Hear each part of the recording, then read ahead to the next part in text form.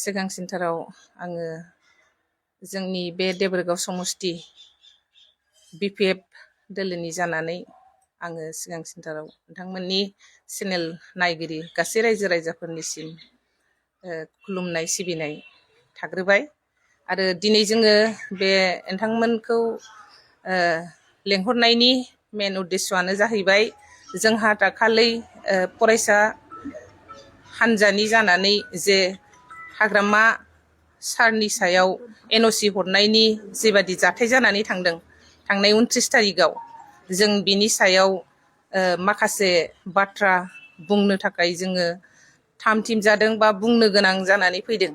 जोंनि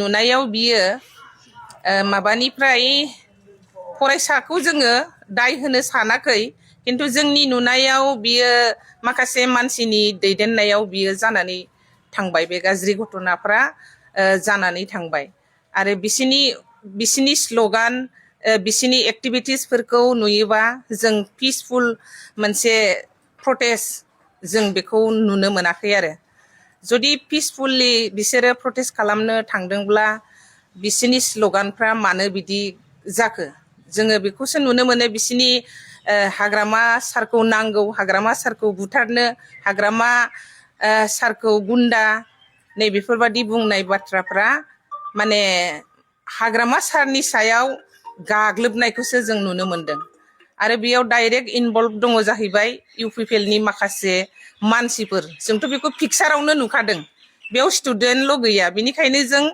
डाइरेक्टलि स्टुडेन्टफोरखौ जोङो दाय होनो सानाखै, बिसोरो मिसलेडसो खालामजादों। बेनि मेन दायनिगिरियानो जाहैबाय दिपेन बर'नि लिडारशिपआव बेफोर अगेन जाथायफ्रा जानानै थांबाय।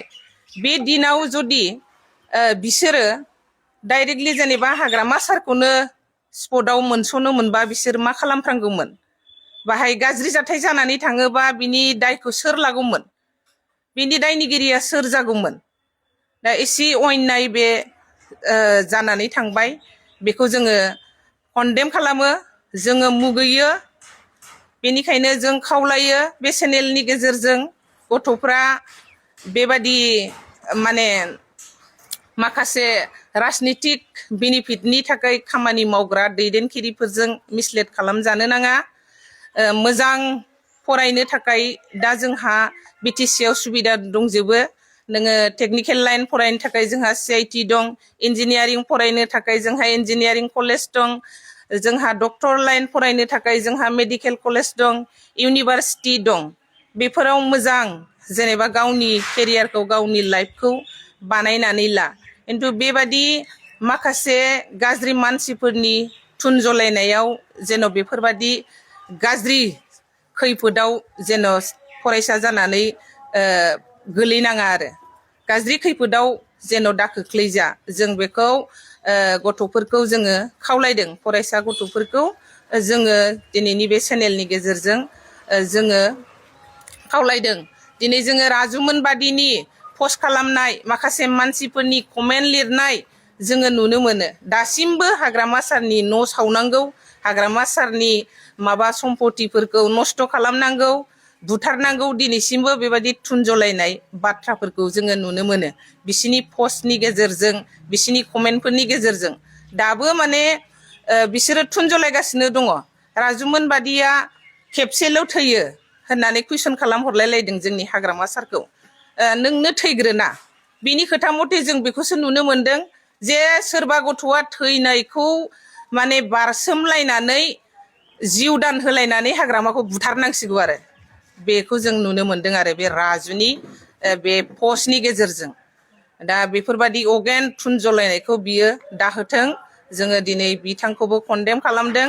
बेफोरबादि गाज्रि थुनजलायनायनिफ्राय गोजानाव था आरो नोङो जुदि मोजां राजनितिक सासे लिडारब्ला नोङो मोजाङै नों गावनि पार्टिखौ नों दैदेननो सेस्था खालाम आरो मानसिफोरजों अनसायजानाय खामानिफोरखौ माव, अब्लानो जौगालांनांगौबा जौगालांगोन। खिन्थु बेबादि गाज्रि थुनजलायनानै जोंनि बे बिपिएफ दोलोनि सायाव बा हाग्रामा सारनि सायाव बा BPF सरकारखौ डिस्टार्ब खालामनाय नैबेफोरखौ खालामनायनिफ्राय जेन' गोजानाव थायो। दाथ' जों नुनो मोनो बिसोरना मेन थांखिया बे हाग्रामा सारनि NOC हरनायनि सायाव नङा। जोङो नुनो मोनो माने BPF सरकारखौ माने नाख्रेबनाय, डिस्टार्ब खालामनाय, लोगोसे हाग्रामा सारनि सायाव टारगेट खालामनाय जों बेखौसो नुनो मोनदों। जुदि NOC हरनायनि सायाव बाथ्रा बुंग्राब्ला 5 बोसोरा मानोथो खुगा बन्द खालामनानै थाया दिपेन बर'आ? NOC खौथ' जोंनि हाग्रामा साराल' हराखैना, गबिन्दमोन बादियाबो खुगाजों हरगासिनो दङ। आरो रोनगोरामोनाथ' 2006 आवनो अलरेडि दुलाराय बर' फरायसा आफादनिफ्राय जेनेबा NOC हरनाय बेफोरो एभिडेन्सफ्रा दंजोबो। बै समफ्राव मानो बाथ्राफोरखौ बुङाखै? ओमफ्राय दासो मानो एसेबां हाग्रामानि सायाव दायखौ जाबसिनबाय थाखो? बैसोरनि थाखायबो बिस्रा बाथ्रा बुंनो गोनांमोन ना। मा दिपेन बर'आ माने बर'नि सेन्टिमेन्टआ गावनावल' दं नामा? जोंनाव गैया नामा? गुबुननाव गैया नामा? आरो बर'नि थाखाय मोजां साननो हानाय मेलेमा गावनावल' दं नामा? बेनिखायनो जोङो बिथांखौबो गोख्रों रावै सोंखारि हरो बेबायदि अगेन हाबा मावनायनिफ्राय गोजानाव थाथों।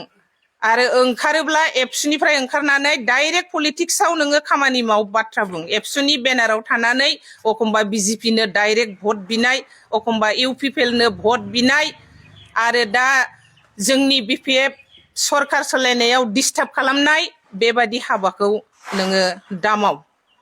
एबसुनि बेनाराव थानानै मावोबा पलिटिकेल हान्जायाव डाइरेक्टलि हाबनानै बेफोर खामानिखौ माव, बेफोर बाथ्राखौ बुं। नों एबसुआव थानानै बे बाथ्राफोरखौ बुंनो समाया। दा जों बेखायनो दिनैनि चेनेलनि गेजेरजों जोङो सह्य हायाखै जोंनि हाग्रामा सारनि सायाव, जोंनि BPF दोलोनि सायाव बिसिनि नाख्रेबनो हास्थायनाय, गाग्लोबनो हास्थायनायखौ जों मोजां मोनाखै। नोंगौ जोंहाबो जाथिनि थाखाय जोंहाबो सेन्टिमेन्ट दङ, जोंहाबो आबेग दङ, जोंबो मा जागोन बेखौ जोंबो सानो। खिन्थु दा बेबादि परिस्थिति खालामनायखौ जों मोजां मोनाखै। आरो बे परिस्थितिया माब्रै जाखो? जुदि पिसफुलि प्रटेस्ट खालामनो थांदोंब्ला माब्रै बेबादि जाखो? मानोना बिसोर प्रटेस्ट खालामनायनि सायाव खुनु लाठि चार्जबो जायाखैमोन। माब्रै एसेबां माने बिग्रायखांनो गोनां जाया? बिग्रायनांगौनि खुनु खारनानो गैयामोन जोंनि नुनायावथ'। बाहाय लाठि चार्जबो जायाखै, जेबोआनो जायाखै। आरो अलरेडि बे लावथिफ्रा माब्रै थाखो बिसिनि आखायावलाय? बेथ' फुल्लि मोनसे प्लेनिंखासो। प्लेनिंखायसो बिसोरो बेबादि डाइरेक्ट बिग्रायनाय खामानिखौ मावनो हादों। प्लेनिंखा नङामोनबा माने बियो पिसफुलि मोनसे प्रटेस्ट मोनब्ला बे शान्तिपुर्ण भाबै जानानै थांगौमोन।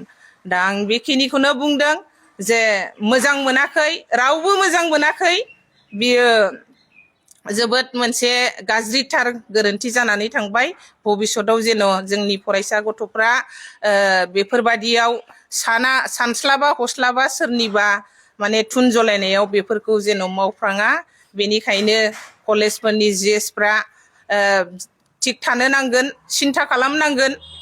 माने खामानियाव ओंखारनायनि सिगां सानै हयै बुजियैसो जेन' खामानिफोरखौ मावो। दा आं बेखौनो बुंबाय नोंथांमोननि चेनेलजों।